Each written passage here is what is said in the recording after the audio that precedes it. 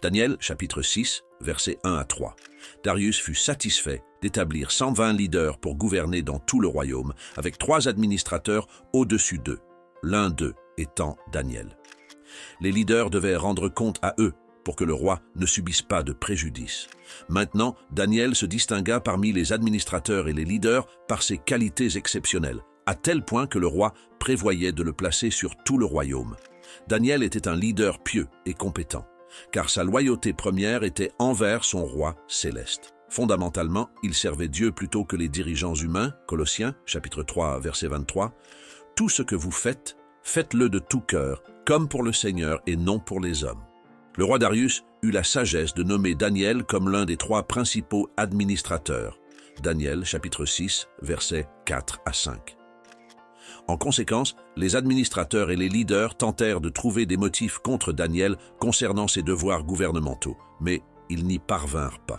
Ils ne trouvèrent aucune corruption en lui, car il était fiable et n'était ni corrompu ni négligent.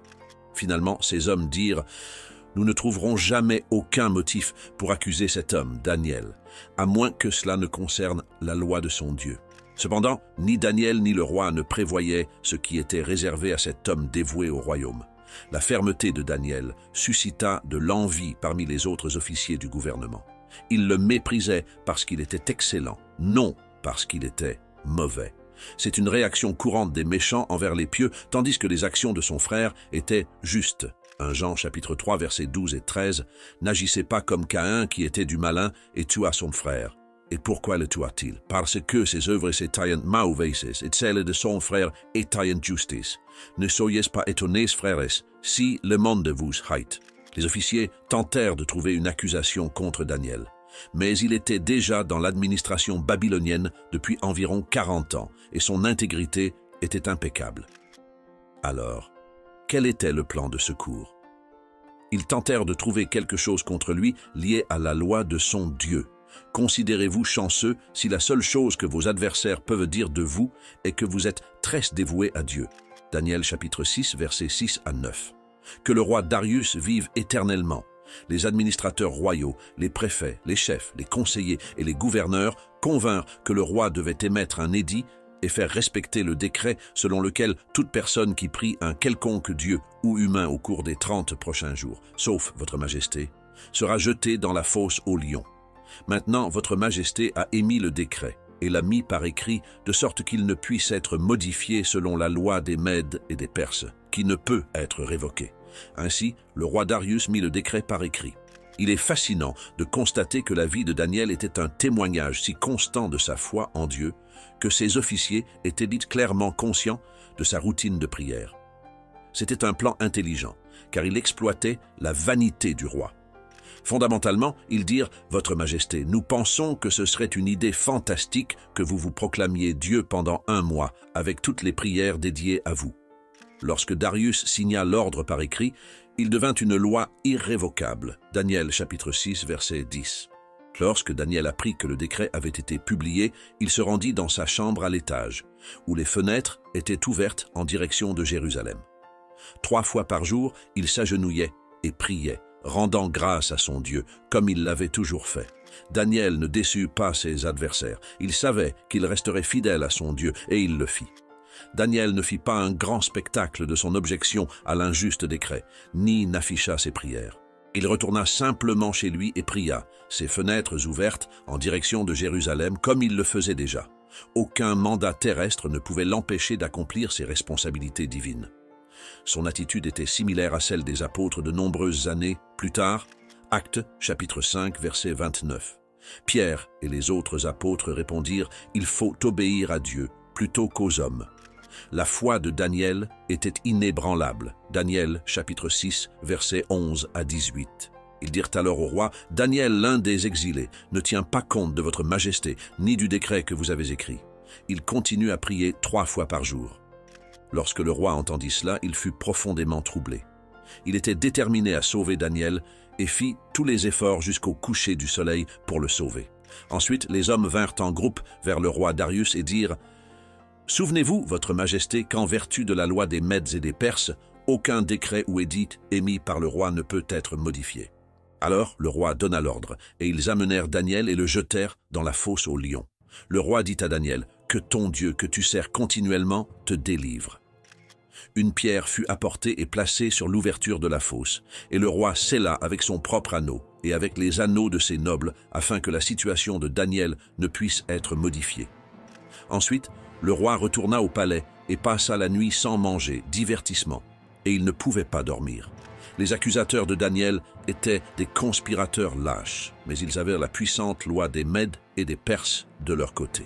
Lorsqu'ils racontèrent au roi ce qui était arrivé à Daniel, le roi comprit qu'il s'agissait d'un piège. Il essaya tout pour libérer Daniel, mais il ne put enfreindre sa propre loi. Il avait été trompé et finit par ordonner l'exécution de son meilleur administrateur.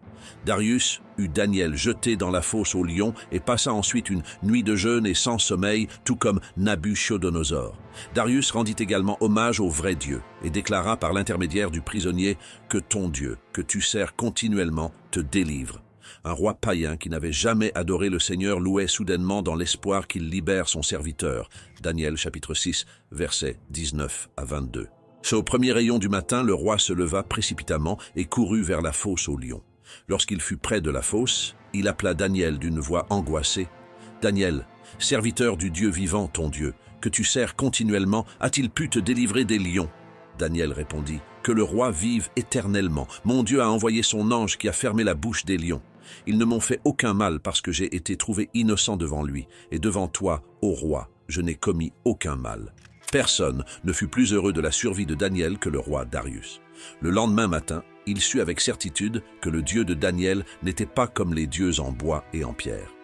Après avoir été témoin d'un miracle, Darius reconnut que le Dieu de Daniel ne devait pas être sous-estimé. Daniel affirma que, parce qu'il était innocent, l'ange de Dieu l'avait alors rappelé « Devant toi, je n'ai commis aucun mal », déclarant efficacement « Votre Majesté, la seule chose dont j'étais coupable était d'être dévoué à mon Dieu. » Daniel chapitre 6, versets 23 à 28.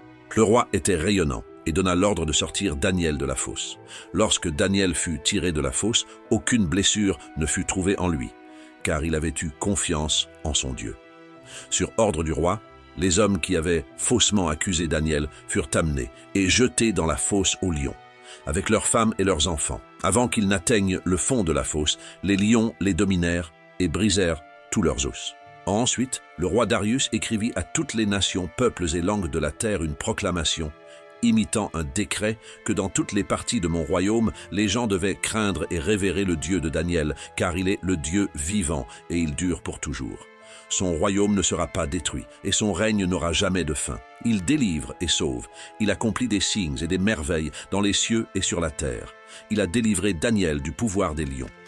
Ainsi, Daniel prospéra pendant le règne de Darius et le règne de Cyrus le Persais. Darius était soulagé d'avoir sorti Daniel de la fosse et exprima sa colère envers l'homme qui avait faussement impliqué Daniel. Son exécution terrible était caractéristique de la rétribution monarchique dans le monde antique. La proclamation de Darius reconnaissant le vrai Dieu est un bijou théologique qui pourrait avoir été écrite par l'un des psalmistes. Ce dirigeant païen, tout comme Nebuchadnezzar avant lui, loue le Dieu vivant qui délivre et sauve et dont le royaume ne sera jamais détruit. Bien que le peuple juif fût en exil, Dieu ne les avait pas abandonnés. En fait, il les avait prospérés comme Daniel parmi les dirigeants païens, servant de message aux lecteurs juifs de son livre pour rester fidèles à Dieu alors qu'Israël était sous domination païenne. Ici, nous voyons la première des 4 leçons clés que nous pouvons tirer de Daniel 1. Dieu était l'aspect central de la vie de Daniel. Nous apprenons que l'une de ses routines quotidiennes était de s'agenouiller en direction de Jérusalem et de prier Dieu 3 fois par jour. Bien sûr, c'est pourquoi il a été jeté dans la fosse aux lions. Rien n'était plus important pour Daniel que Dieu. Toute son existence tournait autour de Dieu. Les chrétiens de l'ère moderne peuvent apprendre de cet exemple. Beaucoup de gens ont déjà entendu l'analogie de la roue de vélo.